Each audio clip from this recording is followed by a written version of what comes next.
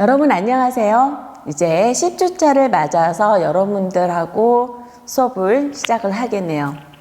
자, 오늘은 여러분 지난주에 여러분들이 9주차 때 배우셨던 게 뇌줄기에 대해서 배우셨어요. 그쵸? 기억하시죠? 그 다음 뇌줄기 밑에 있는 게 무엇이었나요, 여러분? 척수였어요. 그쵸? 오늘은 이 뇌줄기 밑에 있는 척수에 대해서 제가 말씀을 드릴 거예요. 그런데 이 척수 영역으로 들어가기 전에 제가 두 가지 케이스에 대해서 먼저 설명을 드릴 거예요. 왜 이 부분을 설명을 드리냐면 척수 공부를 하고 우리가 이제 여러분들이 나중에 임상으로 나가셔가지고 환자를 보실 분들 중에 어떤 레벨에서 손상을 받았느냐에 따라 가지고 이분의 예후가 너무 달라지기 때문에 여러분 그 부분에 대해서 제가 먼저 설명을 드릴 건데요. 우선 뇌졸중 환자, 그 다음에 파킨슨 환자, 다른 뇌질환 환자들하고 척수 손상 환자는 아주 많이 다르게 접근을 하셔야 된다고 보시면 되세요. 예를 들면 여러분들 뇌손상 환자분들, 많은 뇌손상 환자분들 같은 경우는요, 마비의 양상 이런 것들이 다 다르지만 결과적으로 이분들은 우리가 걷는 게 주 목적이고 그 다음에 이분들은 손을 쓰게끔 도와주는 게 주 목적이라고 보시면 되세요. 하지만 척수 손상 환자들 같은 경우는요, 레벨, 즉 척수 경추에서, 즉 목 쪽에서, 목 부분에서 손상을 받았느냐, 흉추에서 손상을 받았느냐, 요추에서 손상을 받았느냐, 혹은 밑에 엉덩이 뼈 쪽, 이쪽 꼬리뼈 쪽에서 손상을 받았느냐에 따라 가지고 그 양상이 판이하게 다르다는 거. 그래서 예를 들어서 흉추 손상 환자에서 완전 마비 환자가 걸을 확률은 없다고 보시면 되세요. 혹은 목계에 있는 목 부분 손상이지만 부분 손상이라면 걸을 수도 있다라는 거죠. 즉, 이 두 가지를 어떻게 접목을 할 수 있느냐는 여러분들이 해부학적으로 이 부분을 어느 정도 이해를 하시느냐에 따라서 많이 달라질 것 같아요. 그렇다면 제가 두 가지를 예를 들어서 설명을 드린다고 말씀을 드렸는데, 첫 번째 환자분은요, 목 부분에 이 부분에 손상을 입으신 분이셨어요. 이분은 한의사 선생님이셨는데요. 이 계단 같은 데서 구르신 거예요. 떼굴떼굴 굴러서 목관절이 골절이 된 거예요. 그래서 이 목관절 안에 있는 목 척수 부분이 손상을 받으셨는데, 이 목 부분에 손상을 받으신 이 분은요, 부분 손상을 받으신 거예요. 그것도 우리가 레벨을 나눌 때 어느 정도 손상을 받았느냐에 따라서 우리가 A, B, C, D, E 이렇게 손상 부위를 나누는데, 예를 들면 그런 거예요, 여러분. A는 완전 손상이에요. 감각과 운동이 모두 소실된 케이스. B 같은 경우는요, 감각이 살아있는 경우 25% 정도 잔존 능력이 있다라고 표현하시면 되세요. C는요, 감각의 일부와 운동의 일부가 살아있는 경우, 이 부분은 우리가 50% 손상을 받았다고 표현을 하고요. D는 감각과 운동이 많이 살아있는 경우 75% 정도예요. 그 다음에 E는 우리처럼 정상적인 운동과 감각을 가지고 있는 경우라고 보시면 되세요. 근데 이분이 다행스럽게도 D 레벨이셨던 거예요. 자, 목척추 부분에 손상을 받아서 목척수 부분이 손상받으면 어때요? 우리가 상식적으로 사지의 마비가 와야 돼요. 물론 이분도 사지의 마비가 오셨죠. 하지만 이분은 나중에 걸어 다니시고요. 아주 섬세한 동작만 못 하셨지 일상생활은 걸으면서 생활을 하셨던 거죠. 자, 두 번째 케이스는 이분은 여러분들 절대 따라 하시면 안 되는 케이스세요. 음주운전을 하다가 사고 난 케이스인데 강원도에 사시는 분이세요. 강원도에 사시는 분이신데 이렇게 미시령과 한계령, 대관령 이렇게 어때요? 길이 꼬불꼬불한데 음주운전을 하신 거예요. 그래서 음주운전을 하다가 이렇게 가다가 어때요? 이렇게 코너를 돌아야 하는 곳에서 난간으로 이렇게 뚝 떨어지신 거죠. 다행히 이분은 목수면 지장이 없으셨지만 허리 쪽 부분에 마비가 초래하게 됐어요. 이분은요, 여러분 평생 휠체어를 타셔야 되는 상황이었어요. 왜 그러냐면 레벨이 B 레벨이셨던 거죠.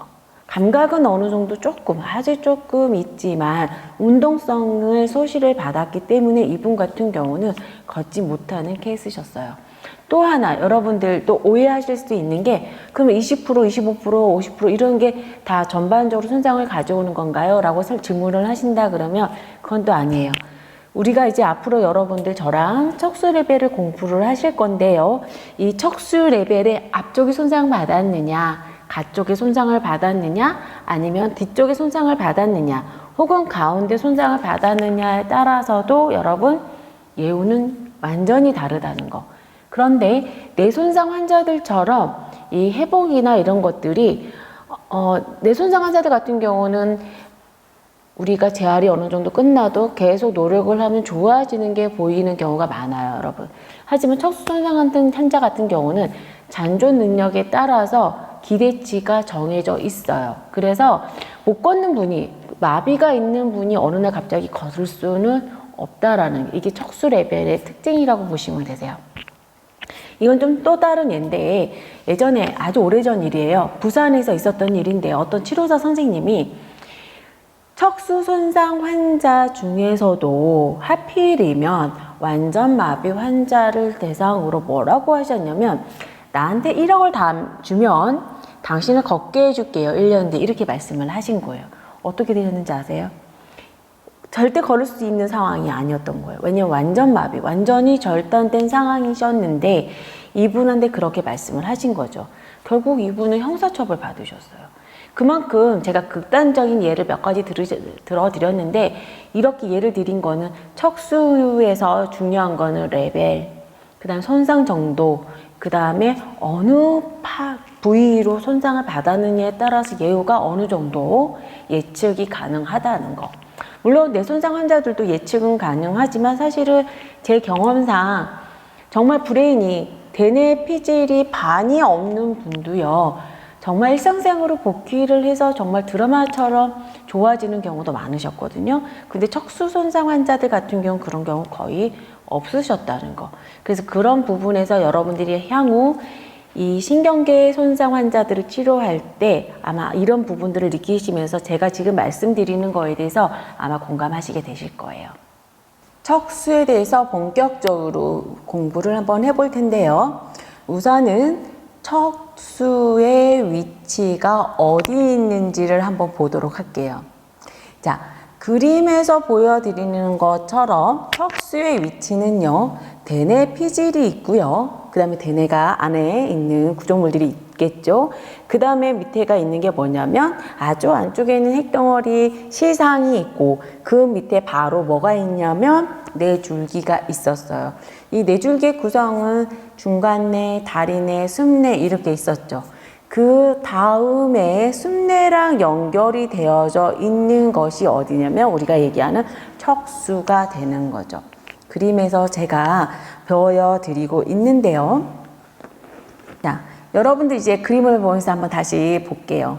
이 부분이 우리가 대뇌와 그 안에 들어가 있는 구조물들이라고 보시면 되시고 그 다음에 이 대뇌 밑질 바로 밑에가 어때요? 뇌줄기가 될 거고 이 부분이 어떤 부위냐면 이 목 부분이 된다고 보시면 되세요. 그래서 척수 부위는요, 이제 부위를 이렇게 구간으로 제가 설명을 드릴 건데 우선은 여러분들 해부학 시간에 배웠던 목뼈, 등, 허리뼈, 가슴뼈 이런 게 배우셨잖아요. 그것처럼 이제 우리가 이렇게 나누어진다라고 보시면 되시고요. 척추에서는 여러분들 목뼈가 7개, 그 다음에 가슴뼈, 흉추뼈라고 하거나 가슴뼈라고 하는데 이 부분이 몇 개였어요? 12개. 그 다음에 허리뼈가 5개. 그 다음에 엉덩이뼈가 1개, 꼬리뼈가 1개 이렇게 있으셨을 텐데 이 척수에서는요, 양쪽으로 나가다 보니까 쌍으로 나눠지게 돼 있어요. 그래서 여기 목 부분에 8개가 있는데 이 8개가 8개 쌍이 되시는 거예요. 척수 신경이 8쌍. 척수는 여기가 8개 구역으로 나누는 거죠. 그 다음에 흉추. 여기서 가슴뼈라고 여러분들이 배우셨을 건데 이 가슴 영역은 12개 똑같아요. 그 다음에 허리 쪽은요, 여러분 우리가 얘기하는 5개 똑같아요. 그 다음에 여 밑에 보면은 엉덩이 부분하고 꼬리가 엉덩이 중 5개. 그 다음에 뭐예요? 꼬리에서는 하나가 나와서 토탈 우리는 이것을 31개가 나오고요. 여기서 파생되는 척수신경은 31쌍이 되겠어요. 근데 여러분들 그림에서 보시면서 한 가지 여러분들 궁금하셔야 되세요. 척추에 있는 길이와 척수의 길이가 달라요. 상이하게 다른 걸 볼 수가 있는데요. 척수는요, 성장이 빨리 시작하면서 빨리 끝나버려요. 신경 발달이 빨리 끝난다는 거죠. 그래서 척추는 계속 커가는 반면에 척수는 거기에 맞춰서 크는 것이 아니고 일정 시간이 지나면 딱 끝나게 돼서 그 길이가 척추와 길이가 다르게 될 수밖에 없어요. 그래서 여러분들 이 그림에서 잠깐 보시면 이 빨간 부분 제가 설명을 하면 이 부분에서 끝나는데 대체로 일반적으로 어디서 끝나냐면 요추 1번과 2번 사이에서 끝나는 게 대다수예요. 근데 여러분 이거는 일반화가 되어져 있기는 합니다만은 모든 사람한테 적용되는 것은 아니라는 거 기억하셔야 되세요. 간혹 이 성장이 남들보다 늦게 끝나서 척추에 요추 2번과 3번 사이에서 끝나는 경우도 있어요. 근데 거기에다가 우리가 바늘을 집어넣어서 뭔가를 척추에, 우리가 천자라고 하는데 이런 일이 벌어졌을 때 척추가 아닌 척수가 손상받을 수 있잖아요. 그러면 중추신경계 손상이 되는 거예요. 그래서 위치가 아무리 그렇게 일반적으로 그렇게 끝났다라고 표현을 하지만 우리가 마지막에 할 때는 꼭 사진을 찍고 MRI를 찍어서 위치를 확인을 하고 그 다음에 천자를 할 때 즉 내처수액을 보기 위해서 바늘 찍어서 우리가 어떤 내처수액을 뽑아낼 때는 보다 더 안전하게 하기 위해서 요추부 3번과 4번에서 가장 많이 시행한다는 거 이것도 기억을 해 주셔야 되는 부분이네요. 자, 그렇다면 척추하고 척수가 왜 길이가 다른지 이제 이해되셨고 척수가 척추 레벨에서 어느 부위에서 끝이 나는지도 여러분들 이제 이해가 되신 거예요. 그런데 여러분 여기서 한 가지 또 여러분들이 보셔야 될 것이 무엇이냐면 여기 보면 꼬리가 있어요. 그쵸? 이 척추 안에 관 안에 이게 꼬리뼈가 이렇게 해서 일부러 우리가 말총이라고 얘기를 해요. 자, 이렇게 해부학적으로 구분이 되어져 있다라는 거 이 슬라이드에서 여러분들이 보시면 되겠네요. 이번 슬라이드에서는 무엇을 보셔야 하냐면은요, 여러분들 그림을 보면서 제가 설명을 좀 드릴게요. 이 구성은 이 척수를 여러분들 이렇게 나눠서 설명을 하는데 제가 그림을 좀 더 확대를 했어요. 이 부분을 여러분들 처음에 이 첫 번째 이 그림은 전체적인 그림이라고 보시면 되고요. 이 그림은 무엇이냐면 척추와 척수를 일정하게 단면을 자른 거예요. 잘랐을 때 척추 부분이 어떻게 척수 부분을 감싸고 있는지 보여주는 그림이라고 보시면 되세요. 이 부분의 이해를 돕기 위해서 제가 이렇게 모형을 준비를 했는데 이 부분을 보시면 여기가 몸체 부분이죠, 여러분. 근데 우선은 모형을 한번 볼게요. 이 그림을 한번 이렇게 보시면 여기가 머리를 대뇌를 감싸고 있는 두개골이죠. 그 안에 척추 1번이 있고 이렇게 쭉 내려오게 되는데 여기 노란색 부분 여러분들 보이시면 이게 신경이에요. 그래서 신경이 양쪽으로 나가는 걸 볼 수 있고 왜 목 부분에서 8개가 되냐면은요, 이 머리뼈하고 그러면 무슨 소리냐면 숨내와 첫 번째 목신경에서 그 사이에서 하나가 더 나오기 때문에 그래요. 그래서 목신경이 하나가 더 증가가 된 거고 그 부분을 하나를 카운트를 하기 때문에 우리가 얘기했을 때 목척수 같은 경우는 8개가 된다고 보시면 되시고요. 그 다음에 이 지금 제가 슬라이드에서 첫 번째 보여드리는 이 부분에서 제가 보여드릴게요. 이 부분에서 단면이라고 그랬다는 거는 이렇게 잘랐다라는 거예요, 여러분. 잘라서 봤더니 이런 모양이 됐는데 우선은 여기 부분을 안쪽에서 나오는데 이걸 딱 나눴다 그러면 이 안쪽에 척수가 관이 있어서 움직이고 있구나. 여러분들 이렇게 생각을 하시면 되실 것 같아요, 여러분. 그래서 이 부분이 있는데 이 안쪽에 척수가 있다. 여러분들이 이제 생각을 하시면 되는데 그럼 그 척수를 다시 우리가 꺼내 봤어요. 어떤 모양이 있는지 한번 볼게요. 이 척수의 모양을 봤더니요. 앞쪽과 뒤쪽이 나누어지는데 여러분들 이 그림에서 여기가 앞쪽, 여기가 뒤쪽이라고 보시면 되세요. 그러면 이 앞쪽과 뒤쪽이 이렇게 나와 있는 게 우리가 척수신경인데 이것을 우리가 하나만 딸랑 나오는 것이 아니고요. 여러 개의 갈래로 나와서 뭉쳐져요. 그래서 이걸 우리가 앞뿌리, 뒷뿌리 이렇게 얘기를 하고 있습니다. 그 다음에 이렇게 모여져서 나오는 걸 우리는 아까 여기서 보여드린 것처럼 이 부분이 신경, 그래서 척수신경이 나오고요.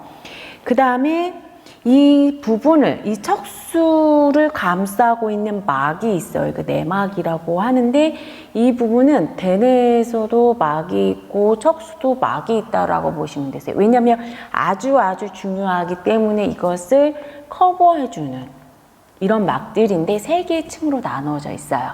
이 부분 좀 이따 다시 설명을 드릴게요, 여러분. 그 다음에 이 부분은요, 일정하게 이렇게 내려오거나 아니면 이제 위에는 신경이 많고 아래는 신경이 적으니까 이렇게 비스듬하게 이게 깔때기 모양처럼 이렇게 내려오는 것이 아니고요. 이 척수는요, 이렇게 머리가 있으면 이렇게 내려오다가 목 부분에서 볼록 튀어나오고 쭉 내려오다가 가슴 부분에서 이게 볼록 튀어나오는 특징이 있어요. 이것을 우리가 뭐라고 하냐면 팽대라고 얘기를 하는 거예요. 그래서 우리는 목팽대, 그 다음에 허리팽대 이 두 가지로 나눠서 설명을 하는데요. 이 허리 부분 같은 경우는요, 요추 부분도 감싸고 있기 때문에 우리가 허리 요추 팽대라고 이름을 붙이고 있습니다. 왜 이렇게 팽대 부분이 있냐면, 자, 여러분들 목 주변에 가장 가까운 데가 어디예요? 팔이에요. 그 다음에 허리하고 엉치 부분에 가장 가까운 데가 어디예요? 다리예요. 즉 이것은 무슨 소리냐면 신경이 나가는데 여기서 나가는 데가 특히나 손, 팔, 다리에 나가는 신경들도 포함해야 되는 거예요. 즉 나가서 간섭해야 될 것들이 많은 거죠. 그래서 이 부분 영역이 좀 커져요. 그래서 팽대라고 얘기를 하는 거죠. 그래서 목신경 팽대를 우리가 뭐라고 하냐면은요, 위팔신경 얼기를 형성을 한다라고 해서 이팔신경 얼기라고 얘기를 하고 이 부분은 C5에서 T1까지 구간이라고 보시면 되세요. 즉 무슨 소리냐, 아까 목 부분에서 C5에서 T1까지의 공간이 팽대를 이루고 이 부분에서 신경이 이렇게 엉키고 설키고서 나오는데 이 부분을 위팔신경얼기라고 하며 위치는 C5에서 T1을 이루고 있다라고 여러분들 기억을 하시면 되겠네요. 그렇다면 허리, 엉치, 팽대 부분은요, 허리, 엉치, 신경얼기를 형성을 하고요. 마찬가지로 이 부분은 다리로 내려가는 신경들이 나온다라고 보시면 되세요. 그래서 이 부분의 손상의 정도에 따라 가지고 발가락이 움직일 수 있는지 발가락이 움직일 수 없는지도 나올 수 있죠. 형성은 어떻게 되냐면 L1에서 S2까지를 가지고 있습니다. 이렇게 척추 안에 들어가 있는 신경 구조를 한번 살펴보면 이 척추는요, 여러분 여기 보시면 이렇게 구성이 되어져 있는데요. 이 부분에서 보면 여러분 뭘 관찰할 수가 있냐면은 이 앞쪽, 여기가 앞쪽이고 여기가 뒤쪽이에요 라고 제가 말씀을 드렸었잖아요. 이 앞쪽과 뒤쪽에는 틈새가 있어요. 근데 뒤쪽은 앞쪽보다는 덜 들어가 있는 구조라서 거기는 우리가 고랑이라고 하고, 이 앞쪽에는 깊게 들어가서 오른쪽과 왼쪽을 구분을 지을 정도로 중간 부분을까지 들어가서 우리가 틈새라고 얘기를 하는데, 우리가 이 부분을 중앙 틈새라고 얘기를 해요. 이 부분이 해당이 되실 거예요. 그리고 이쪽의 양쪽에는 아주 얇게 구멍이, 틈새가 있어가지고 우리가 앞쪽 가쪽 고랑이라고 얘기를 하고 있습니다. 이거는 양옆에 하나씩 있다고 보시면 되세요. 그 다음 뒤쪽 부분은요, 여기가 뒤쪽 부분인데요. 뒤쪽에는 가장 중앙에 뒤중앙 고랑이 있고, 마찬가지로 이 두 부분의 바로 옆부분에 우리가 가쪽 고랑이 있다라는 거 여러분들이 이제 생각을 하시면 되실 것 같아요. 그 다음에 척추의 끝부분, 앞 슬라이드에서 제가 설명을 드렸었는데 어떤다고 그랬어요? 이렇게 내려가서 척수가 이렇게 끝나면 여기를 이렇게 말꼬리 모양처럼 보인다고 해서 우리가 이 부분을 우리가 말총이라고 얘기를 합니다. 이해되셨죠? 그래서 제가 한 번 더 설명을 드리면은, 제가 뭐라고 말씀을 드렸었냐면 척추는 어디서 시작한다? 순리에서 시작하고 어디서 끝난다고 했어요? 요추 L1과 2 사이에 끝난다. 하지만 이게 모든 사람한테 적용이 된다, 안 된다? 적용이 모든 사람한테 되지는 않는다는 거. 예전에 어떤 경우가 있었냐면 제가 카데바 실습을 간 적이 있어요. 근데 그 카데바 실습을 주관하는 선생님이 뭐라고 하셨냐면 사람마다 다 달라요, 이렇게 표현을 하신 거예요. 네, 사람마다 다 달라요. 그런데 만약에 예를 들어서 이런 책이 나올 수 있는 거는요, 100명의 사람 중에 70% 이상을 같은 어떤 경로를 가지고 있다라고 표현을 하는 거지, 100명한테 100% 적용이 된다라고 얘기하는 것은 아니라는 거 여러분들이 한 번 더 생각을 해보시면, 왜 그분은 그렇게 얘기하고 책은 이렇게 만들어진지에 대해서 여러분들 이해를 하실 수 있을 거예요. 그런데 많은 수가 여기와 해당되지 않는다라고 얘기하는 경우가 많으세요. 하지만 가장 기본은 책, 그 다음에 주어진 것들을 변수라고 보시면 되세요. 이번에는 여러분 제가 뭐라고 말씀을 드렸었냐면, 이 뇌와 척수는 너무 중요하기 때문에 이렇게 감싸고 있다고 그랬어요. 우리가 쉽게 생각하면 여러분, 택배가 왔어요. 근데 택배가 왔는데 그 안에 항아리가 있거나 아니면 깨지기 쉬운 물건을 배달을 한다라고 생각을 해보세요. 그러면 이 배달업체에서 저한테 물건이 배달하기까지 어떻게 해주냐면, 이 조그만 걸 커버를 하기 위해서 거기에 뭐가 있어요? 비닐도 여러 개 없애고, 박스도 이렇게 만들고, 심지어는 안에 박스 또 테두리 뭔가 뽁뽁이 같은 걸 집어넣고 또 큰 박스를 넣어서 이렇게 오는 경우가 있거든요, 여러분. 그것처럼 귀중한 물건으로 곱게 감싸서 오잖아요. 마찬가지로 우리 뇌에서 정말 중요한 것 중에 하나가 뭐예요? 뇌하고 척수예요.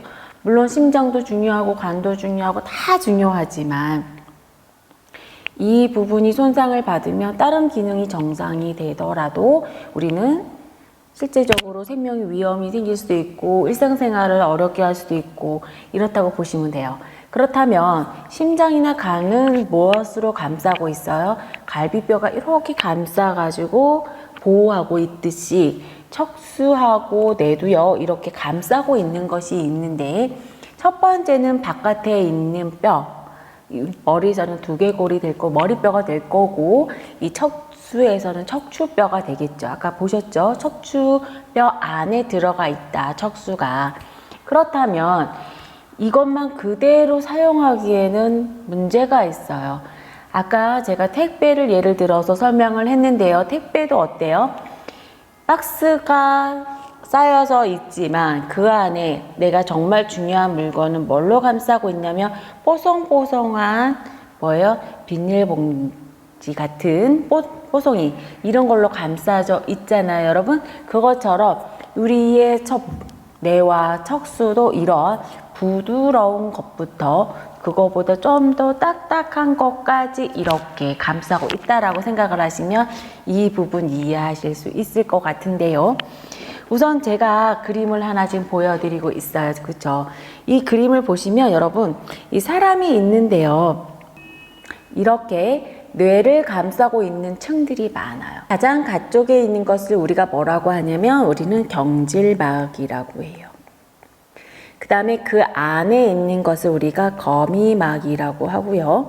가장 뇌하고 척수를 직접 맞대어져 있는 아주 부드러워야겠죠, 여러분. 그래서 경질막이라고 합니다. 이것이 우리가 얘기하는 막들이라고 보시면 되세요. 그런데 여기가 뇌만 해당이 되는 것이 아니고 이 막들은요, 척수에도 똑같이 감싸고 있다라고 보시면 되세요. 그래서 이 막이 형성이 되어서 척수까지 이렇게 감싸서 이 뇌와 척수를 하나로 이렇게 감싸고 있다라고 생각을 하시면 모양이 머릿속에 좀 떠오르실 것 같은데요. 여기처럼 제가 뭐라고 했어요? 경질막, 거미막, 그 다음에 연질막이 있다고 얘기했죠? 무슨 소리냐면 부드럽냐 그렇지 않느냐의 차이라고 보시면 되시는데요. 자, 이 가장 안쪽에 있는 이 막을 우리가 뭐라고 하면 연질막, 그 중간에 있는 막을 우리가 뭐라고 하면은 거미막, 그 다음에 가장 가쪽에 있는 막은 우리가 견질막이라고 얘기를 하는데요. 이 막들 중에 그 사이에는 뭐가 흐르고 있냐면 뇌척수액이 흐른다라고 보시면 되시고요. 여기서 이 거미막 바로 밑에 있는 부분을 우리가 뭐라고 하냐면 이 공간이 있는데 이 부분을 우리가 거미막 밑에 있다고 해서 밑공간이라고 얘기를 해요. 이 부분에서 우리가 얘기하는 뇌척수액이 흐른다라고 보시면 되시고요. 우리가 뇌척수액을 검사를 할 때는 이 막까지 들어가서 척수액을 뽑아내서 우리가 검사를 한다라는 거, 여기까지 여러분들이 기억을 하시면 될 것 같네요. 또한 이 연질막은 제가 말씀드렸던 거 기억하시죠? 뇌와 척수를 바로 감싸고 있어서 아주 얇은 재질로 되어져 있고 신경하고 혈관이 아주 풍부하게 분포되어져 있다라고 생각하시면 되고, 경질막은요, 뼈와 우리가 같이 가장 가깝고 그 다음에 척수나 뇌를 감싸고 있기 때문에 좀 더 질긴 재질로 되어져 있다라고 보시면 되세요. 또한 견질막은요, 좀 더 두껍게 만들기 위해서 두 겹으로 되어져 있고 척수하고 뼈의 사이를 좀 더 구분해주는 공간이다라고 여러분들이 기억하시면